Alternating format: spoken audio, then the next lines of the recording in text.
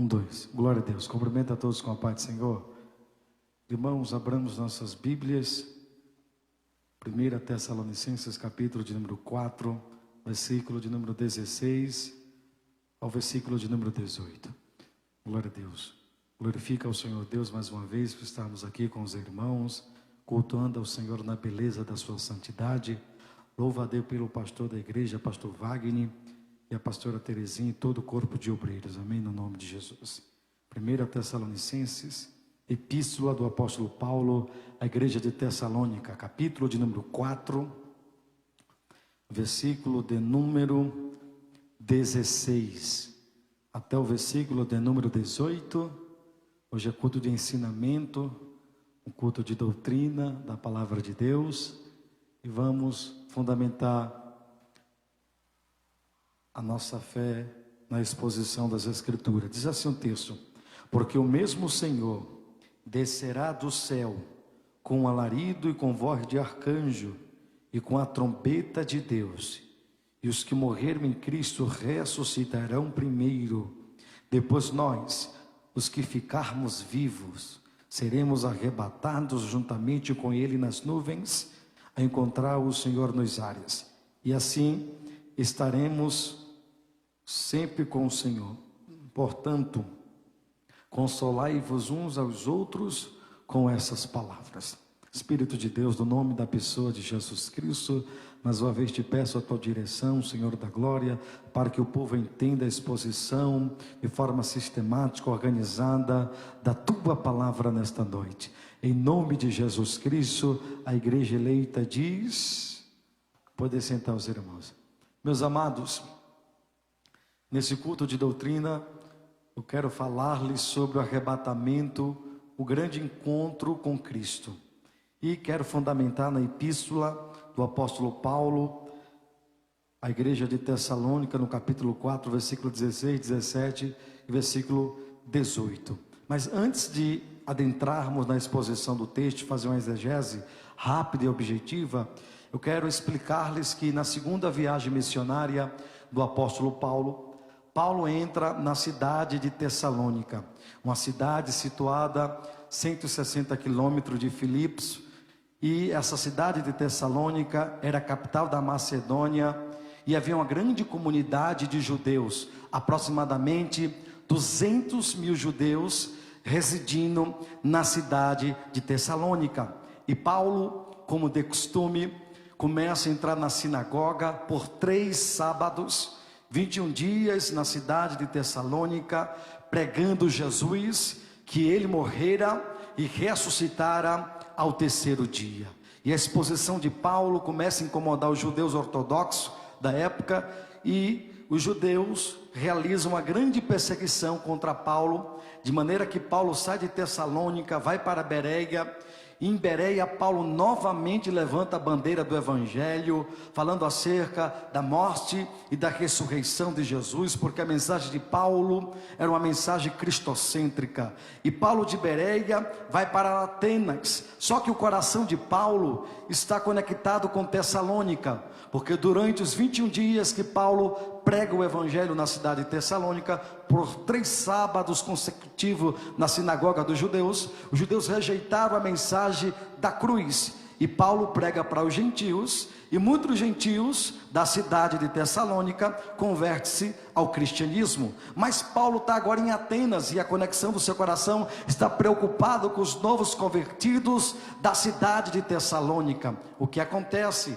Paulo em Atenas, vendo a cidade de Atenas mergulhada na idolatria, porque Atenas é uma cidade politeísta, adorava vários deuses confeccionados por mãos humanas, e Paulo começa a pregar a ressurreição de Jesus. Isso chama-se a atenção dos filósofos, dos epicureus, e Paulo vai para o Areópago e começa a discursar que Jesus morrera, mas ressuscitara ao 3º dia para a glória de Deus o Pai. E isso, novamente, Paulo em Atenas prega, ganha alguns atenienses para Jesus, e Paulo se desloca de Atenas e vai para a cidade de Corinto. Com isso, 6 meses depois, que Paulo ganhara os novos convertidos de Tessalônica, aproximadamente, chegou Timóteo, dando o relatório dos novos convertidos da cidade de Tessalônica, que havia aceitado a Jesus como seu único e suficiente Salvador. E Timóteo dá o relatório que os novos convertidos de Tessalônica estavam animados, porém havia muitas dúvidas acerca da vida após a morte, acerca da volta de Cristo, e isso inspira Paulo a escrever essa epístola de 1 Tessalonicenses, por volta do ano 51 ou 52 depois de Cristo. Paulo é inspirado pelo Espírito para pregar através dos seus escritos documentados, que é a primeira epístola de 1 Tessalonicenses, demonstrando que o tema central é a volta iminente de Jesus Cristo. Interessante, irmãos, que todos os capítulos de 1 Tessalonicenses, no capítulo 1, versículo 10, Paulo fala sobre a volta de Jesus. 1 Tessalonicenses, capítulo 2, verso 19, Paulo fala sobre a volta de Jesus. 1 Tessalonicenses, capítulo 3, verso 13, Paulo fala sobre a volta de Jesus. 1 Tessalonicenses, capítulo 4, 16 e 17, Paulo fala sobre a volta de Jesus. 1 Tessalonicenses, do capítulo 5 ao versículo 1 ao 11, Paulo relata sobre a volta de Jesus. Então, em todos os capítulos da epístola aos Tessalonicenses, Paulo verbaliza de forma escrita acerca da volta de Jesus. Por isso que o tema dessa epístola é a volta de Jesus Cristo. Quem está entendendo, dá um glória para Jesus. De maneira, meus irmãos, que no versículo 16, 17 e 18, que eu quero fundamentar, se me substanciar, Paulo, ele fala sobre o arrebatamento da igreja. E de forma etimológica, o que é arrebatamento na sua definição etimológica? A palavra arrebatar vem do grego do Novo Testamento, rapazon. Rapazon significa retirar algo com rapidez, de forma inesperada. Quando o Novo Testamento foi traduzido para o latim, a palavra arrebatar optou-se pelo vocábulo raptus, originando-se do verbo raptare, que comporta as seguintes significações: arrancar, tirar, com muita violência, com muita rapidez. Então subentendemos que o vocábulo arrebatar significa tirar, arrancar, de forma inesperada. Quem está entendendo? O vocábulo, a significação etimológica da palavra arrebatar. Mas o que é arrebatamento na definição bíblica e teológica? Arrebatamento é a retirada imprevista da igreja dessa terra pelo poder do Espírito Santo para encontrar o Senhor Jesus nos ares. Então é retirada imprevista da igreja dessa terra para encontrar ao Senhor Jesus nos ares. E de maneira que Paulo, ele explica de forma exegética o que acontecerá no arrebatamento e como sucederá o arrebatamento. Abra a sua Bíblia, por favor, é culto de ensinamento. 1 Tessalonicenses capítulo 4, versículo 16. Vamos fazer como os crentes de Bereia. Era Paulo pregando e os bereanos examinando para ver se era verdade o que Paulo pregava. 1 Tessalonicenses capítulo 4, versículo 16. O mesmo Senhor descerá do céu. Primeira coisa que vai acontecer, como se dará o arrebatamento? Primeiro, ressoado a trombeta de Deus, o mesmo Senhor descerá do céu. De maneira que em Números capítulo 10, Deus falou para Moisés formular, construir 2 trombetas, de maneira que os toques das trombetas significava para a nação de Israel 2 definições. Quando tocava-se a trombeta, a primeira coisa que acontecia era que o povo entendia que deveria se reunir diante de Moisés. Tocava-se a trombeta e a congregação de Israel se reunia para receber algum recado da parte de Deus. E a segunda definição do toque da trombeta era para anunciar que o povo deveria sair de uma localização geográfica e partir para a peregrinação no deserto. Ou seja, o arrebatamento da igreja, o toque da trombeta vai anunciar a nossa reunião com Jesus nos ares. Segundo, vai anunciar nossa saída deste convívio terrestre para encontrar com o Senhor Jesus nos ares. Quem está entendendo? Segundo, como ocorrerá o arrebatamento? Como se dará o arrebatamento? Os mortos em Cristo ressuscitarão primeiro. A Bíblia diz que alguns vão ressuscitar para a vergonha e desprezo eterno, e alguns vão ressuscitar para a vida eterna. Todos aqueles que morreram em Cristo Jesus, que faleceram, que foram sepultados, as perseguições do Império Romano, que duraram aproximadamente 300 anos, as perseguições imperiais, todos aqueles que morreram em prol do Evangelho, da causa de Cristo, morreram em Cristo, sendo fiel, servindo ao Senhor na beleza da sua santidade, quando a trombeta soar, aqueles que morreram terão uma ressurreição corporal. Isso é um milagre. Quem está entendendo, irmãos? Uma ressurreição corporal, a Bíblia diz. Então, primeiro, a trombeta soará, o mesmo Senhor descerá do céu com alarido e voz de arcanjo. Isso fala de autoridade, poder e glória. E os mortos em Cristo ressuscitarão primeiro. Os mortos ressuscitados em Cristo, e nós vivos juntamente seremos raptados. Ou seja, aqueles que morreram em Cristo ressuscitarão primeiro, e nós vivos, ao soar da trombeta, seremos raptados para encontrar com o Senhor Jesus nos ares. No momento do arrebatamento, quer vivos e mortos ressuscitados terão seus corpos glorificados. Abramos a Bíblia agora, por gentileza. Primeira epístola do apóstolo Paulo aos Coríntios, no capítulo de número 15.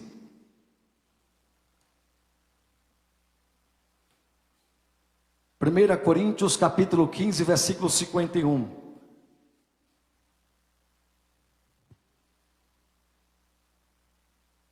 Diz assim: eis aqui vos digo um mistério. Na verdade, nem todos dormiremos, mas todos seremos transformados. Paulo está dizendo, nem todos vamos morrer, vamos falecer, mas seremos transformados. Versículo 52, no momento, no abrir e fechar de olhos, ante a última trombeta, porque a trombeta soará, e os mortos ressuscitarão incorruptíveis, e nós seremos transformados. Versículo 53, porque convém o que é isto, o que é corruptível, se revista da incorruptibilidade, o que é isto que é mortal, se revista da imortalidade, e quando isto que é corruptível se revestir da incorruptibilidade, e isto que é mortal se revestir da imortalidade, então cumprir-se a palavra que está escrita: tragada foi a morte na vitória. Ou seja, os mortos em Cristo ressuscitados, e nós vivos, que vamos ser arrebatados juntamente com os mortos ressuscitados, teremos os nossos corpos glorificados em uma substância espiritual. O que é corruptível se revestirá de incorruptibilidade, o que é mortal se revestirá de imortalidade. Quem está entendendo, dá uma glória a Deus. Paulo dissera em Filipenses capítulo 3, versículo de número 21, que os nossos corpos serão transformados conforme o seu eficaz poder. Vai ser transformado no momento do arrebatamento da igreja. Quem crê nisso, dá uma glória a Deus. Existem 3 escolas mais notórias de interpretações acerca do arrebatamento: o pré-tribulacionismo, o midi-tribulacionista e o pós-tribulacionista. Nós que somos pentecostais somos pré-tribulacionistas. Acreditamos que a igreja será arrebatada antes do período tribulacional, que terá uma duração de 7 anos. A igreja antes será arrebatada da ira vindoura. Existem outras escolas, mas as mais notórias são essas: pré-tribulacionistas, os midi-tribulacionistas e os pós-tribulacionistas. Os midi-tribulacionistas acreditam que a igreja será arrebatada no meio do período tribulacional. Depois de 3 anos e meio, a igreja será arrebatada. Os pós-tribulacionistas acreditam que a igreja será arrebatada depois do período tribulacional, que terá uma duração de 7 anos. Mas nós acreditamos na Bíblia. 1 Tessalonicenses capítulo 1, versículo 9 e 10. Ele nos livra da ira futura. Jesus vai nos livrar do período tribulacional, porque é promessa, e acreditamos na volta iminente de Jesus Cristo. A qualquer momento a trombeta pode soar, oh glória, pode tocar, e os mortos ressuscitarão em Cristo, e nós seremos transformados e seremos revestidos de um corpo glorioso, conforme o seu eficaz poder. Quem crê nessa promessa bíblica? Amém, irmãos? Quando acontecerá o arrebatamento? Irmãos, não há data no calendário humano marcada para esse evento. Jesus em Mateus 24, 36 disse o quê? Que aquele dia e hora ninguém sabe, nem os anjos, nem o Filho do Homem, mas unicamente o Pai. Alguns interpretam esse texto e dizem que Jesus não sabe o dia da sua volta. Ora, a Bíblia diz em 1ª Epístola de João, capítulo 5, verso 20, que Jesus é Deus, e como Deus ele é onisciente, e dentro da onisciência há a presciência. Com certeza ele sabe. Agora, quando Jesus verbalizou esse texto, Jesus estava na sua natureza plenamente humana, porque Jesus era plenamente homem e plenamente Deus, diz o texto sagrado. Então ele verbaliza que até no presente momento ele não sabia a data do evento da sua vinda. Quem está entendendo, irmãos? Mas logicamente, biblicamente falando, ele sabe o dia que vai regressar para buscar sua noiva. Então não há data marcada no calendário humano, mas Jesus deixara pistas, sinais, prenúncios, que quando esse evento deveria acontecer. Quem está entendendo, dá uma glória a Deus. Segundo os escatólogos, 118 sinais da volta de Jesus já se cumpriram. Um dos mais fortes aconteceu em 1948, quando Israel se tornou um estado independente pela ONU. Vários sinais estão se cumprindo. O que dizer? Abra aí Mateus 24, sinais na área religiosa, apontando a proximidade do grande evento chamado arrebatamento. Mateus capítulo 24, por favor, versículo 4. Jesus falou no Sermão da Montanha acerca de alguns sinais da proximidade da sua vinda. Em Mateus capítulo 24, versículo 4, Jesus falou: e Jesus respondendo disse-lhe: acautelai-vos que ninguém vos engane, porque muitos virão em meu nome dizendo eu sou Cristo, e enganarão a muitos. Versículo de número 11: e surgirão muitos falsos profetas e enganarão a muitos. Então Jesus falara sobre alguns sinais, e os primeiros sinais que eu quero enfatizar é os sinais na área religiosa. Queridos, nunca se viu um período de tantas seitas, de tantas heresias no meio do cristianismo. O que falar de Charles Taze Russell, fundador das Testemunhas de Jeová, que nega a divindade de Jesus, nega a sua ressurreição, nega a eternidade de Jesus e nega também a sua volta. Charles Taze Russell, o grande fundador da Testemunha de Jeová. Joseph Smith Jr., fundador dos Mormons, ele negava a divindade de Jesus, dizia que Jesus era irmão de Lúcifer e a salvação é para todos, e acreditava no batismo para com os mortos. Muitos falsos profetas se levantaram ao longo da história da humanidade. Reverendo Samuel Moon, da Igreja da Unificação para a Paz Mundial, ele negava a ressurreição de Jesus, negava a divindade de Jesus e acreditava que a salvação é universal, é para todos. Muitos falsos profetas levantou-se nos períodos históricos, de maneira que Alziro Zarur, fundador da LBV, Legião da Boa Vontade, ele dizia que Jesus não morreu e negava também a Trindade. O que falar de Maomé, do islamismo, que nega a crucificação de Jesus, a divindade de Jesus e a Trindade Santíssima que é fundamentada nas Escrituras. Muitos falsos profetas de forma religiosa se levantaram, inclusive no nosso meio. A Bíblia diz que nos últimos dias, o Espírito expressamente diz, 1 Timóteo capítulo 4, verso 1, que ia se levantar doutrinas originadas de demônios, espíritos enganadores, de maneira que muitos iam ser enganados por essas doutrinas, esses ensinamentos, que é fundamentada no coração dos demônios.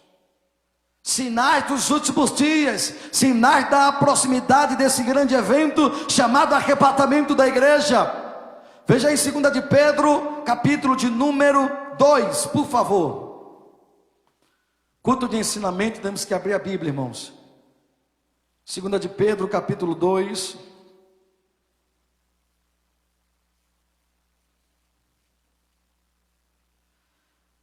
Versículo de número 1, 2 de Pedro, capítulo 2, versículo 1.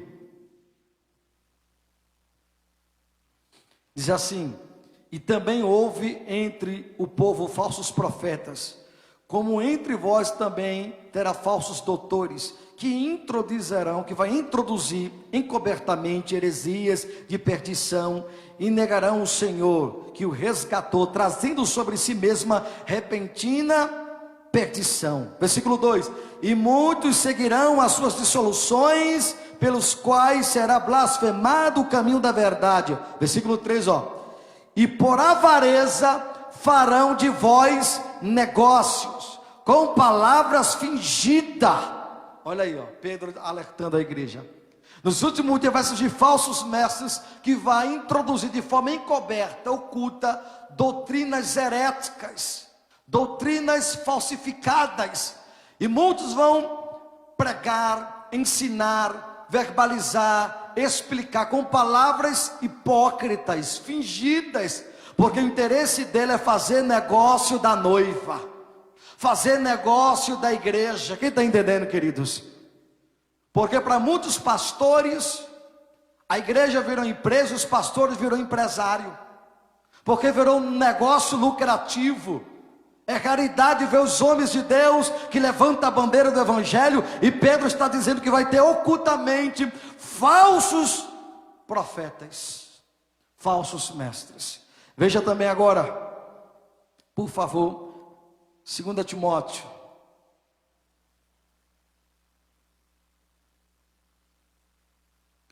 capítulo 4.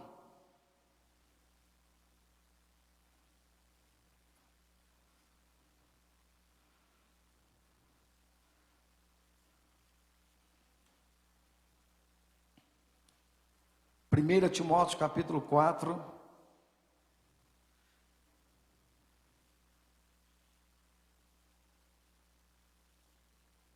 diz assim, mas o Espírito expressamente disse, que nos últimos tempos apostatarão alguns da fé, dando ouvidos a espíritos enganadores e a doutrinas de demônios. Nos últimos dias, o que vai surgir? Muitas doutrinas que são fundamentadas nos demônios. Você vê aí, queridos, regressão psicológica, teologia da prosperidade, teologia da libertação, muitas teologias que não têm fundamentação bíblica, e a igreja engolindo. Quantos irmãos e irmãs são apegados somente em profecias, e às vezes são espíritos enganos, de enganações, profetizando, pregando, falando, verbalizando, e a igreja recebendo. Paulo alerta que o Espírito estava se expressando, que muitos vão se apostatar, abandonar. A palavra apostatar no grego é abandono consciente da fé. A pessoa vai abandonar a fé conscientemente, sabendo o caminho da verdade, entrando em heresias satânicas, demoníacas, falsos ensinadores, falsos mestres, e vão seguir essa turma. É sinais que está próximo a vinda iminente de Jesus. Quem crê nisso, dá uma glória para Jesus. Veja em Mateus capítulo 7, verso 15, por favor. Evangelho segundo escreveu Mateus, capítulo de número 7. Glória a Deus.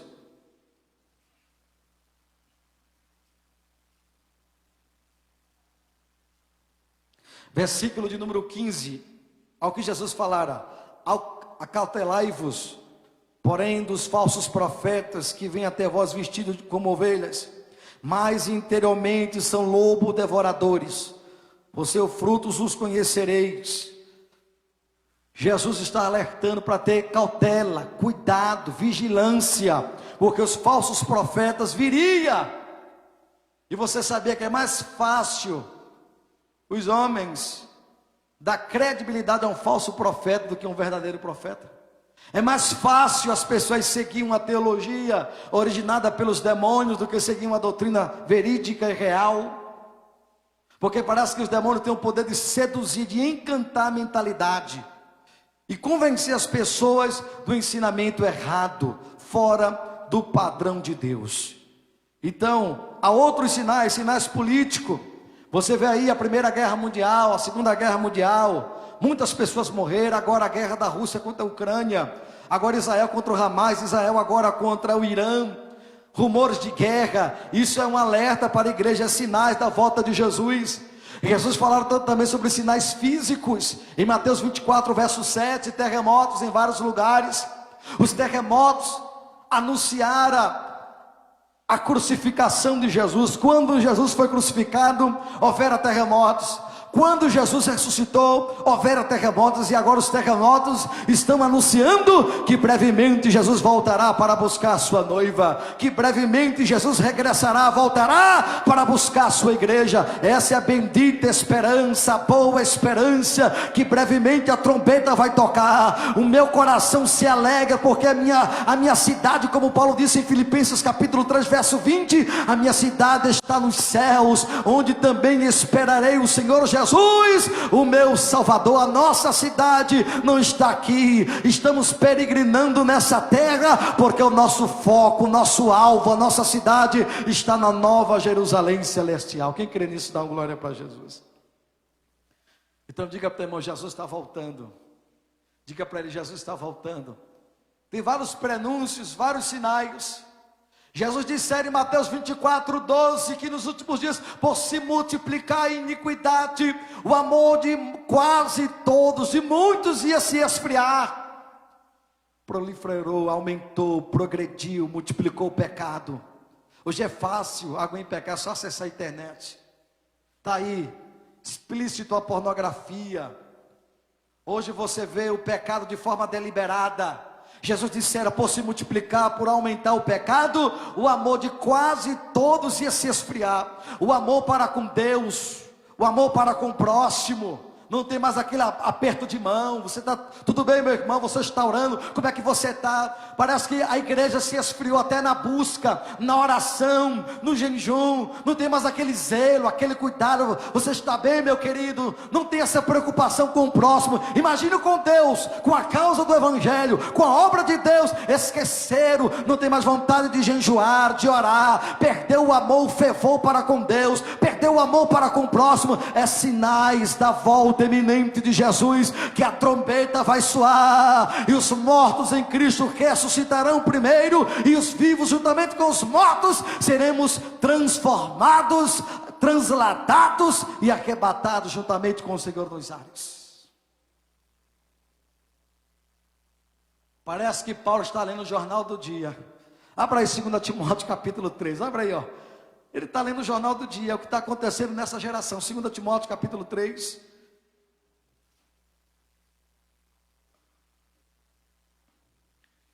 Olha Paulo dizendo, 2 Timóteo capítulo 3, verso 1. Sabe, porém, isto, que nos últimos dias sobrevirão tempos difíceis, tempos trabalhosos. Olha o versículo 2: porque haverá homens amantes de si mesmo, homens que só pensam em si mesmo. É ele em primeiro lugar, é ele em segundo lugar e é ele em terceiro lugar. Homens amantes de si mesmo, avarentos, pão duro, seguro, amam o dinheiro. Porque Paulo dissera que o amor ao dinheiro é a raiz de todos os males. Avarento, presunçosos, soberbos, blasfemos. Olha aí, desobediente a pais e a mães, é a geração da desobediência aos pais, a geração que os filhos não honram seus pais, não dizem bom dia pai, te amo, boa noite pai, estou dormindo.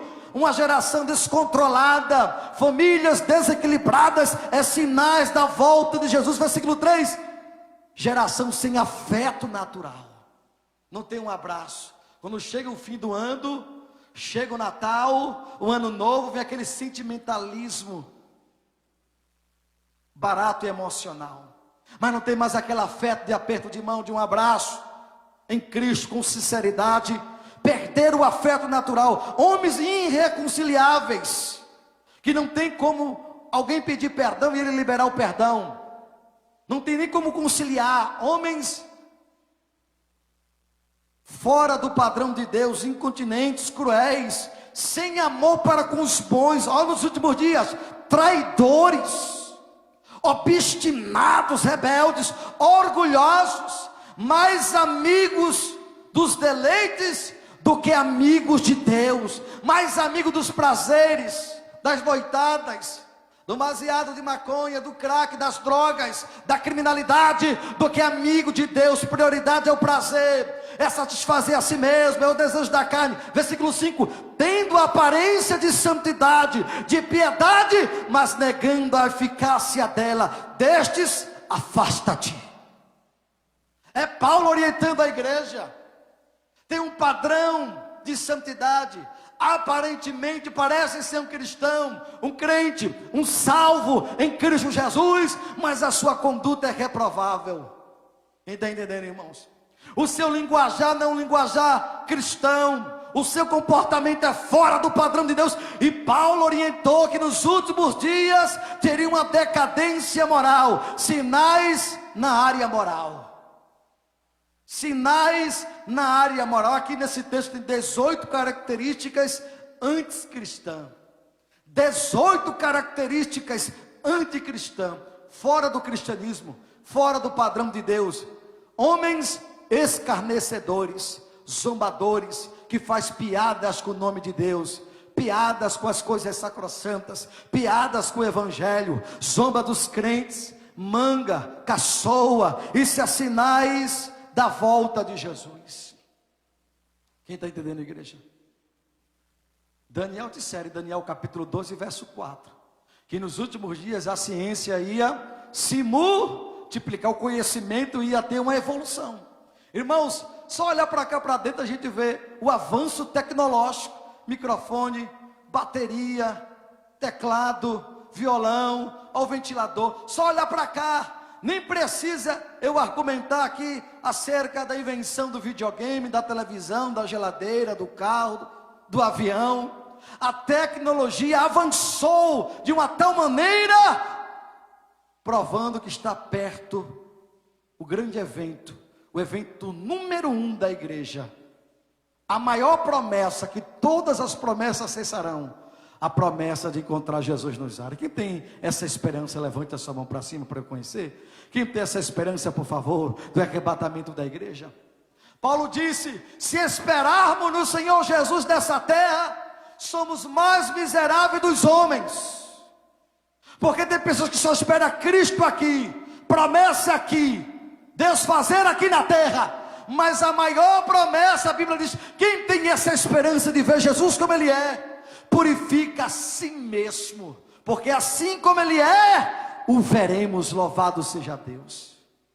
Assim como Ele é, o veremos. Vamos contemplar o Cristo vivo face a face. Por isso te purifica, te santifica, abandona o pecado, te arrepende, larga a vida dupla, aquilo que não agrada a Deus, te santifica, confessa, dobra o teu joelho, levanta o teu altar, volta ao início de tudo, volta ao início da tua fé, do novo convertido, da nova conversão que você aceitar a Cristo, volta ao princípio de tudo, porque a trombeta vai soar.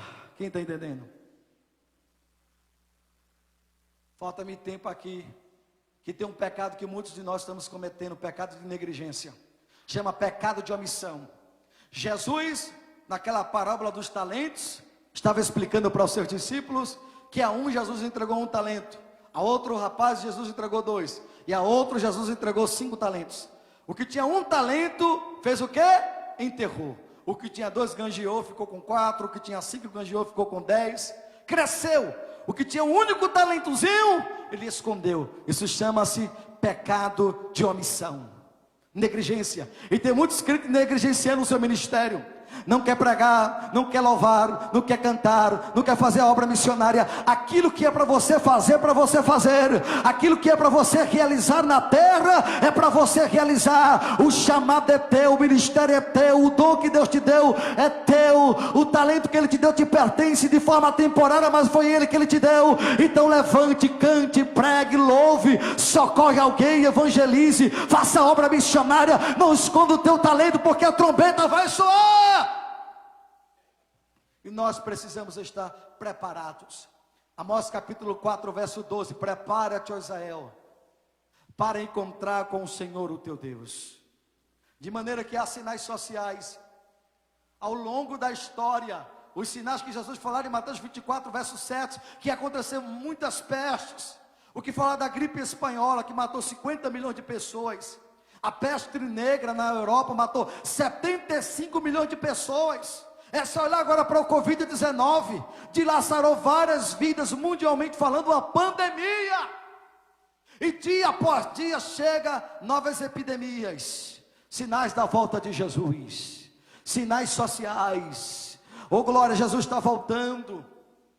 E ele dissera também que nos últimos dias, a sua igreja não seria aplaudida, seria odiada. Mateus 24, 9.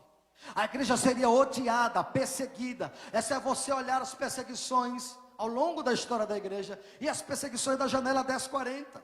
Países que não suportam a pregação do evangelho. Países que é contra a pregação do evangelho. Como a Coreia do Norte, Irã, Arábia Saudita, Afeganistão. Outros países que são muçulmanos, que não concordam, que são comunistas, que não concordam com a pregação do evangelho. Muitos missionários têm sido decapitados, mortos, fuzilados em prol da pregação. Isso é um sinal que Jesus brevemente voltará para buscar a sua igreja. Quem crê? Dá uma glória para Jesus. Então se aproxima esse grande evento, o arrebatamento da igreja. Agora, biblicamente falando, quem será arrebatado? Em Gênesis capítulo de número 5, verso 25, a Bíblia diz que Enoque andou com Deus e Deus tomou para si. Observe o texto que não foi Deus que andou com Enoque, Enoque que andou com Deus. A decisão partiu de Enoque. A decisão foi pessoal de Enoque andar com Deus. E para andar com Deus tem que renunciar. Jesus disse em Lucas capítulo 14, do 20 ao 27, quem não renuncia a si mesmo não pode ser meu discípulo. E quem renuncia a si mesmo aborrece a pai, a mãe, a filhos, a esposa, e aborrece também a si mesmo, porque é uma renúncia pessoal. Renunciar ao mundo, o pecado e o diabo. Gênesis capítulo 5, verso 25. Enoque andou com Deus. Quem está entendendo? No livro de Bereshit, que é o livro de Gênesis 24, Abraão manda Eliezer preparar uma noiva para Isaque. Eliezer sai, faz o juramento com Abraão, mas eu vejo nesse texto uma visão escatológica. Aqui está tipificando o arrebatamento da igreja. Abraão, o Deus Pai, manda Eliezer, o Deus Espírito, preparar uma noiva, a igreja, para Isaque, que representa Jesus. Eliezer vai caminhando, peregrinando com 10 camelos. E Eliezer faz prova de Deus. A primeira moça, donzela, que chegar no poço, dá água para mim, para os meus camelos, essa é escolhida para casar com Isaque. O que a gente observa, que a noiva de Cristo é uma noiva trabalhadeira. Quem está entendendo? É uma noiva que trabalha. Ó, cada camelo bebe aproximadamente 113 litros de água.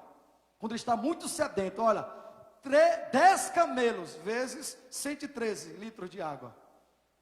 Dá muita água. Mais de 1000 litros de água, sim ou não?